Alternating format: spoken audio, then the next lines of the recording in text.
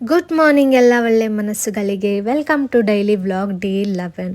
So as usual ನಾನಿವತ್ತು ಬೆಳಗ್ಗೆ ಎದ್ದು ಫ್ರೆಶ್ ಆಗಿ ಮನೆಯೆಲ್ಲ ಕ್ಲೀನ್ ಮಾಡಿ ಸೊ ಟಿಫನ್ಗೆ ಪ್ರಿಪೇರ್ ಮಾಡೋಣ ಅಂತ ಸ್ಟಾರ್ಟ್ ಮಾಡಿಕೊಂಡೆ. ಇವತ್ತು ಬೆಳಗ್ಗೆ ಟಿಫನ್ ಮಾಡೋಕ್ಕೆ ಬೇರೆ ಏನು ತಿಂಡಿ ತಿನ್ನೋಕ್ಕೆ ಮನಸ್ಸಿರಲಿಲ್ಲ. ಸೊ ಚಪಾತಿನೇ ಮಾಡೋಣ ಅಂತ ಚಪಾತಿ ಮಾಡೋಕ್ಕೆ ಸ್ಟಾರ್ಟ್ ಮಾಡಿದ್ದೆ.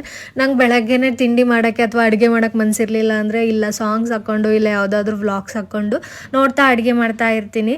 ಅದರಲ್ಲೂ ನಂಗೆ ಸ್ಯಾಮ್ ಸಮೀರ್ ಅವ್ರದ್ದು ವ್ಲಾಗ್ಸು ವೀಡಿಯೋ ಅಂದರೆ ತುಂಬ ಇಷ್ಟ. ಸೊ ಅವ್ರೊಂಥರ ಇನ್ಸ್ಪೈರಿಂಗ್ ಪರ್ಸನ್ ಥರ ಅನಿಸುತ್ತೆ ನನಗೆ. ಸೊ ಅವ್ರ ವ್ಲಾಗ್ಸ್ ನೋಡಿಕೊಂಡು ನಾನು ಸಂತು ಟಿಫನ್ ಮಾಡಿದ್ವಿ.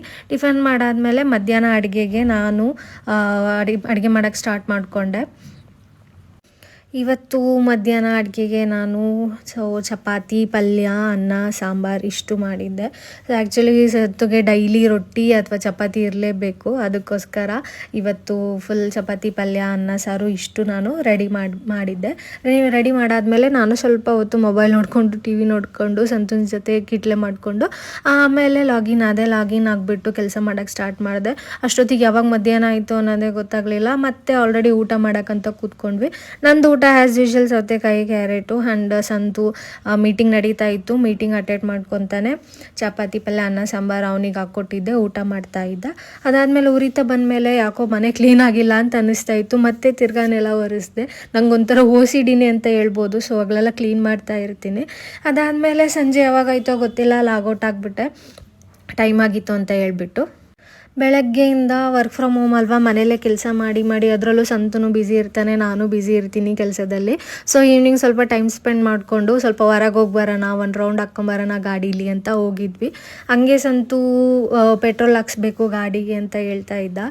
ಸೊ ಅದಕ್ಕೋಸ್ಕರ ಪೆಟ್ರೋಲ್ ಬಂಕಿಗೆ ಹೋಗಿದ್ವಿ. ಅಲ್ಲಿ ಪೆಟ್ರೋಲೆಲ್ಲ ಹಾಕ್ಸಿದ್ದಾದ್ಮೇಲೆ ಅಲ್ಲಿ ಪೇ ಮಾಡಿಬಿಟ್ಟು ನೆಕ್ಸ್ಟು ಅಲ್ಲಿ ಬ್ಲೋ ಹಾಕ್ಸ್ಬೇಕಾಗಿತ್ತು. ಬಟ್ ಅವ್ರು ನೀವೇ ಹಾಕ್ಕೊಳ್ಳಿ ಅಂತ ಹೇಳಿದರು.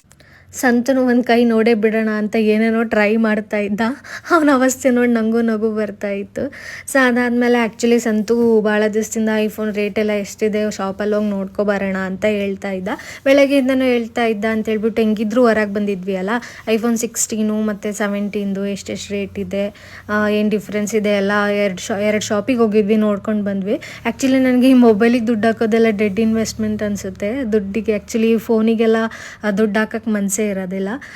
ಆದ್ರೂ ಸಂತು ನೋಡ್ಬೇಕಂತಿದ್ದ. ಸೊ ಅದಕ್ಕೋಸ್ಕರ ಪ್ರೈಸಸ್ ಎಲ್ಲ ಚೆಕ್ ಮಾಡಿಕೊಂಡು ನಾವು ವಾಪಸ್ ಮನೆಗೆ ಹೋಗಿ ಸ್ವಲ್ಪ ಹೊತ್ತು ಟೈಮ್ ಸ್ಪೆಂಡ್ ಮಾಡಿ ಆಮೇಲೆ ಜೊತೆ ಕುತ್ಕೊಂಡು ಊಟ ಮಾಡಿದ್ವಿ.